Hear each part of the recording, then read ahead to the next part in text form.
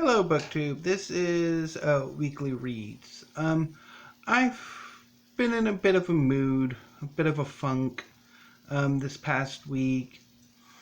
I've mentioned this in a few videos. I'm not entirely sure if it's dealing with a purchase I wanted to make, a video game that I've wanted for the better part of almost 2 years now, and it finally released a week ago Saturday. Whether it's I'm not enjoying the books I've been reading, or I'm in the process of maybe a taste change. So sometimes I think I run on I have obsessive tastes that can last for a few years. Say when I was in middle school, I was a huge detective fiction fan, a spy thriller fan, and then I moved into science fiction, and then literary fiction towards the end of my high school and into college, and then back to science fiction and fantasy post-college. So I'm kind of wondering if I'm maybe starting to move more towards nonfiction and history. Or it could just be I'm not enjoying the books I'm reading, and yeah, I'm making mountains out of molehills. It could also be my writing. I'm rather frustrated with Akarsha the Sorcerer. I think I'm falling into that trap that I've usually happens when I'm trying to write is I get caught up in the preparatory stages, and I always changing, always trying to make it the best it possibly can before I actually start to write the darn thing. So it could be that too. I don't know. Hopefully I can figure this all out, and yeah, everything will be better. But anyway, so on Friday, I mentioned that on Saturday I was going to be reading Andy Schmidt's Writing for Comics. I read it, I reviewed it, and it's already gone back to the library, so I can't show it to you here. So on Sunday, I read Riot Baby by Tochi Onyebuchi. Sorry if I'm butchering the name. I honestly don't know what to make of this book. It's well written, it's interesting, but does it work? That's the question. As a family drama of a runaway daughter and an incarcerated son, it works pretty good.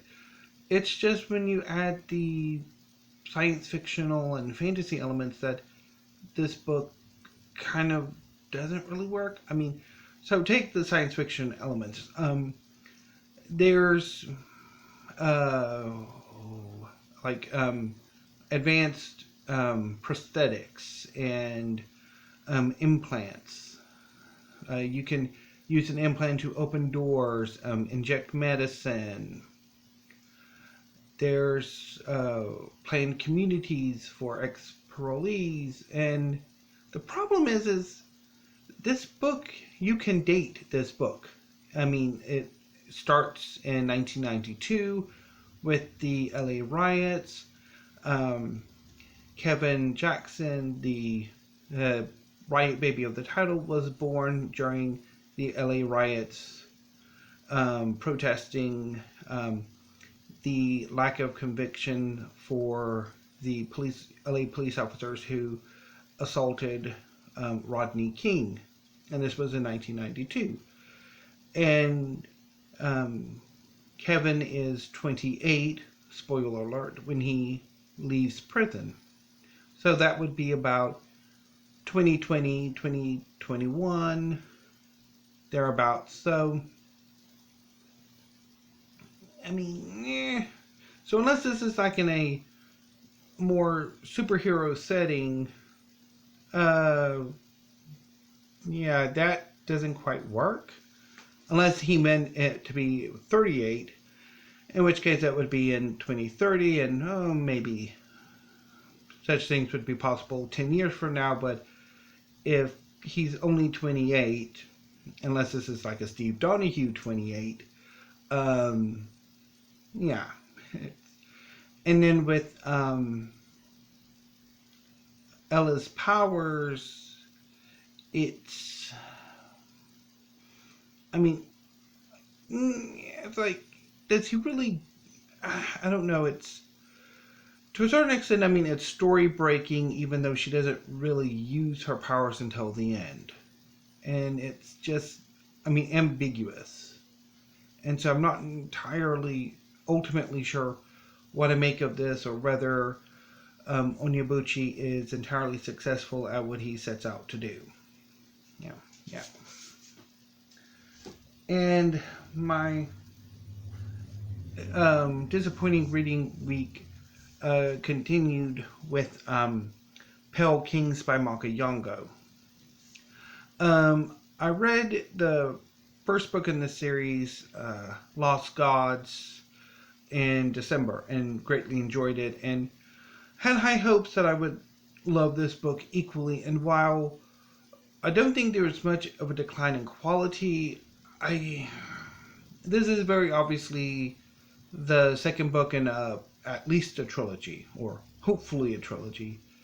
That whereas in the first book, Nathan has a very strong narrative, very strong character arc, and also he gets at least, I think, 50% of the chapters, the page time, and the other supporting point of view characters alternate between themselves. And they too, Yasmin has a strong character arc. Daniel has a strong one. Sidon or Sidon, that annoying little Sharif, kinda, sort of, maybe. I don't. Yeah, he's the weakest character, I think, in Lost Gods, and he continues that in Pell Kings.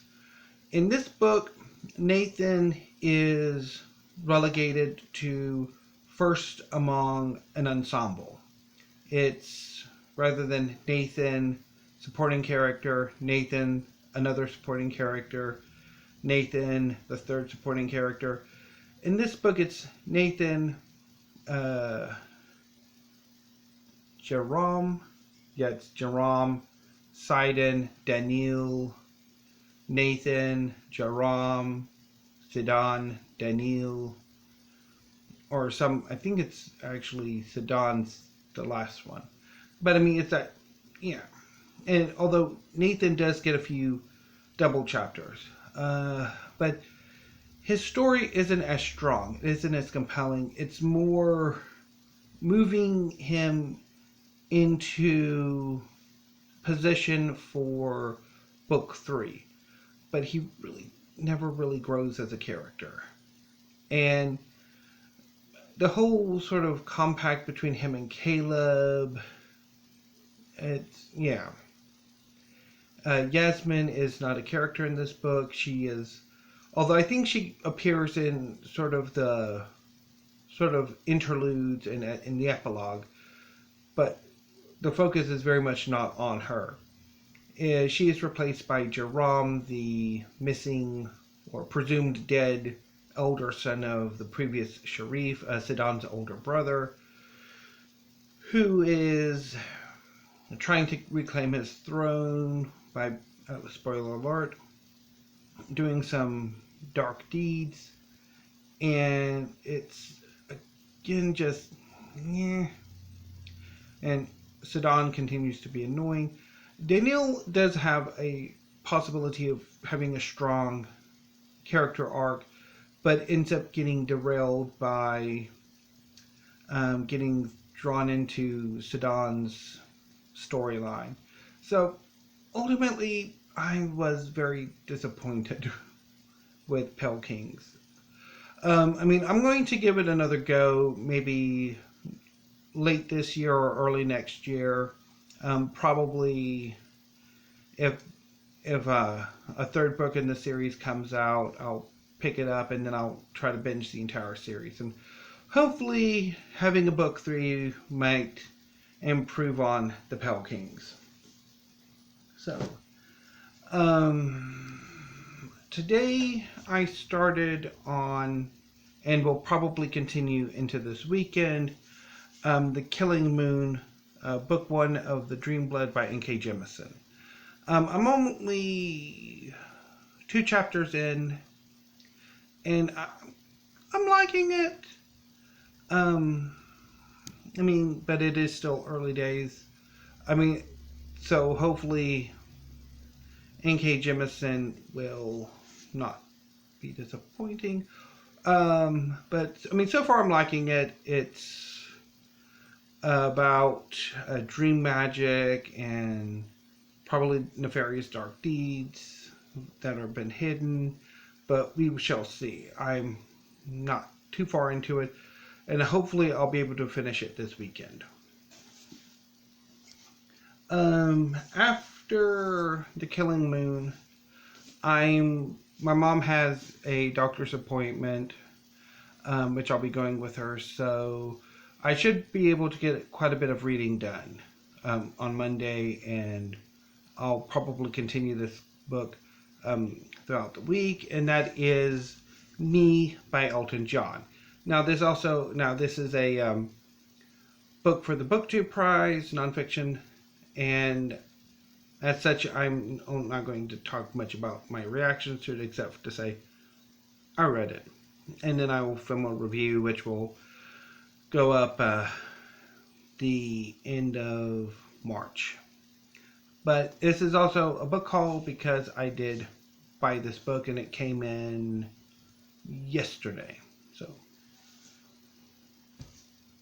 now, once Elton John is taken care of, I will probably start a bit on March Mystery Madness. And so this coming weekend, hopefully I can get 2 Agatha Christie novels read. Either Hickory, Dickory, Dock, or Death on the Nile. I read both of these novels several times and love them, so I'm looking forward to reading them again. So that was my weekly reads. Hopefully next week will be a better reading week, although I can't really talk much about that. But anyway, so until Monday, hopefully I might be able to film a video on Monday. I don't know. If I don't, I will see you on Tuesday. So until then, BookTube, have a great weekend.